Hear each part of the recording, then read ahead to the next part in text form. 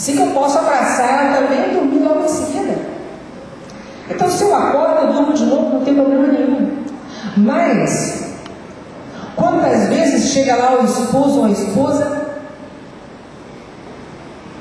devagarzinho, quando não acordar, vou dormir, tipo, por que você me acordou? Você sempre me acorda, agora eu não posso dormir, não vou ver se eu conseguir dormir. Como não vai conseguir dormir? Se você diz que não pode dormir, você não pode dormir. E tem mais uma coisa ainda. E qual o problema de você não dormir? Sabe, essa era outra ideia que eu tinha. Eu já pensava que no dia seguinte eu ia estar arrasado fisicamente, eu ia estar carregando o meu corpo pelo resto do dia. Porque eu antecipava o problema acontecia. Veja, eu li uma coisa num livro muito interessante. Dale Carnegie escreveu um livro e ele diz exatamente sobre a preocupação. Ele fala assim: pare de se preocupar e comece a viver.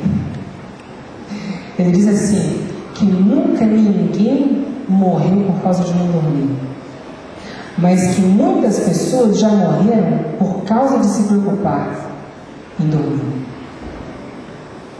Quer dizer, tira essa preocupação da sua vida. Interessante que eu fiz essa palestra em uma igreja, eu estava fazendo uma semana de oração nessa igreja. E uma irmã me disse assim: pastor, que coisa maravilhosa. Eu antes eu ficava preocupada se eu ia dormir, eu me deitava e as horas passavam, eu angustiada, estressada.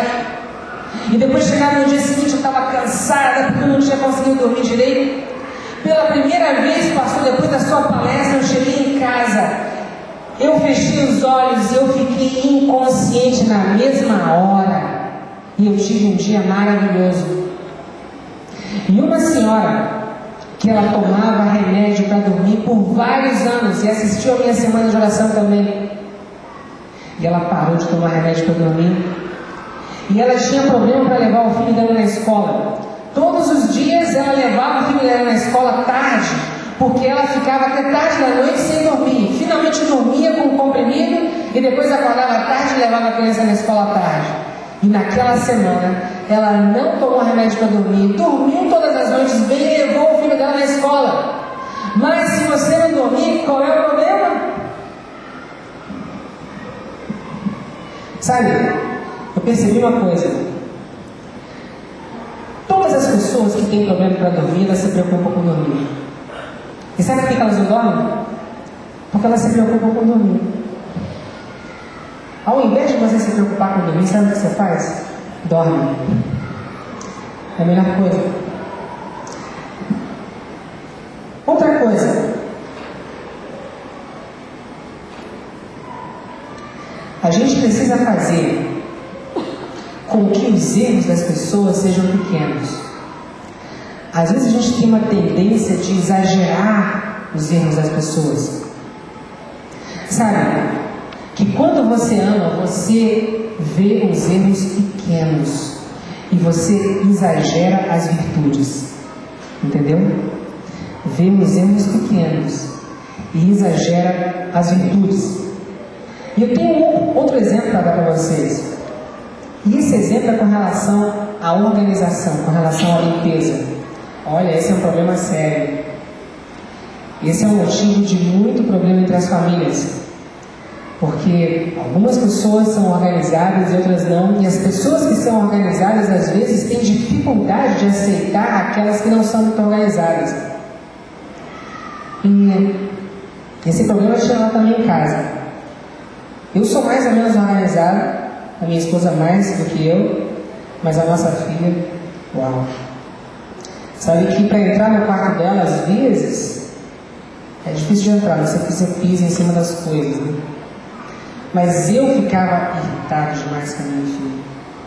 E eu chegava, por exemplo, no banheiro e eu via uma coisa lá fora do lugar. Eu falava: Carolina, por que você deixou isso aqui? Para de deixar isso aqui, ó, você entendeu? Não deixa mais isso aqui, você ouviu? Não deixa. E vinha ela irritada, com raiva, pegada, guardada. E por causa disso que ela estava ficando rebelde na escola. Ela estava cheia de raiva no coração dela. E daí, quando eu comecei a ler os livros, a estudar sobre o relacionamento, eu comecei a entender que a minha atitude estava errada. Sabe o que eu passei a fazer? Eu chegava lá no banheiro, estava a coisa fora do lugar. Carolina, você esqueceu uma coisa aqui, você pode guardar? Ela vem guardar. Se ela não viesse lá, eu falava assim: olha, Carol, melhor você vir logo, senão você vai esquecer. Pega aqui. Sabe que o resultado foi tão fantástico que o que passou a acontecer é que quando a minha filha vinha para pegar a coisa, ela ainda me dava um beijo e me abraçava. Para você ver que reação fantástica, que diferença, só pela maneira de agir. Eu costumo dizer para os pais que 85% da educação de uma criança, olha, guarda isso, 85% da educação de uma criança está no amor, no respeito. Porque muitas vezes os pais se preocupam muito com os valores morais, com a religião, com a educação. E eles passam uma série de valores morais, mas de uma forma rude, de uma forma agressiva. E eles ferem a dignidade, o senso de valor, eles quebram a coisa mais importante que Deus deu para o ser humano, que é a autoestima. E quando você ensina esses valores, sem serem acompanhados pelo respeito e pelo amor, você está tirando o poder dessa criança de fazer aquilo que você está falando para ela. E é por isso que muitas vezes os pais não conseguem. Eles ficam revoltados, não entendem, porque eles ensinam, e parece que não adianta.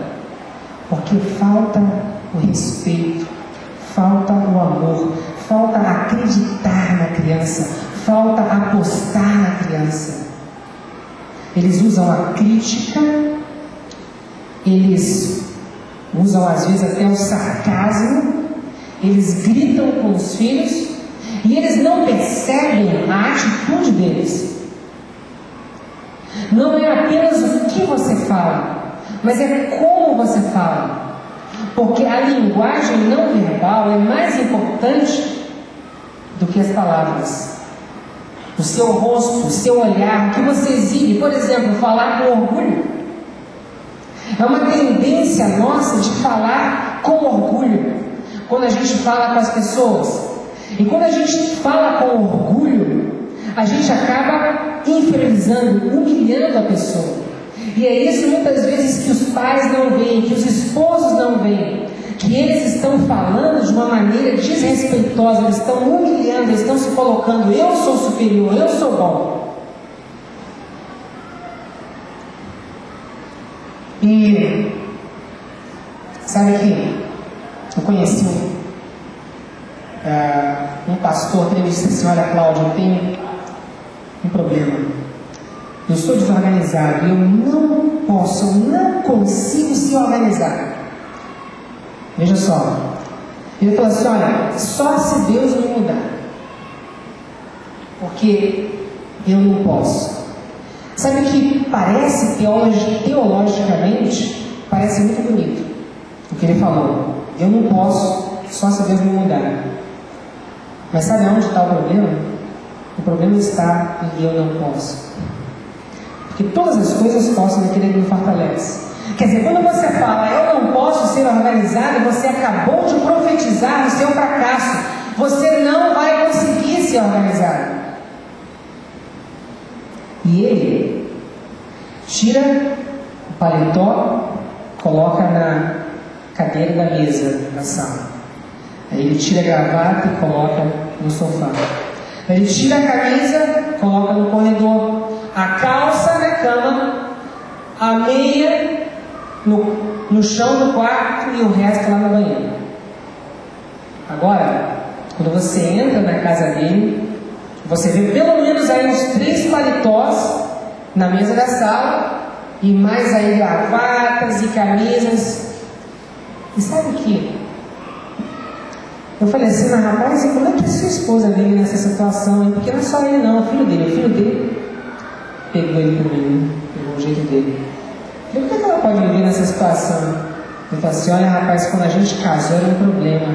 E ela queria me mudar, e ela estava sempre no meu pé, e era um problema.